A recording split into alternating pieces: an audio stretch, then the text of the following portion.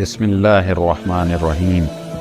شروع اللہ کے نام سے جو سب پر مہربان ہے، بہت مہربان۔ وہ رحمان ہی ہے جس نے قرآن کی تعلیم دی۔ اسی نے انسان کو پیدا کیا، اسی نے اس کو بات واضح کرنا سکھایا۔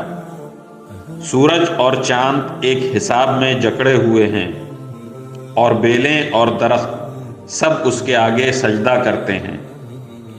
اور آسمان کو اسی نے بلند کیا ہے، اور اسی نے ترازو قائم کی ہے کہ تم تولنے میں ظلم نہ کرو، اور انصاف کے ساتھ وزن کو ٹھیک رکھو، اور تول میں کمی نہ کرو۔ اور زمین کو اسی نے ساری مخلوقات کے لیے بنایا ہے، اسی میں میوے اور کھجور کے گابھوں والے درخت بھی ہیں، اور بھوسے والا غلہ اور خوشبودار پھول بھی۔ اے انسانوں اور جنات، اب بتاؤ کہ تم دونوں اپنے پروردگار کی کون کون سی نعمتوں کو جھٹلاؤ گے؟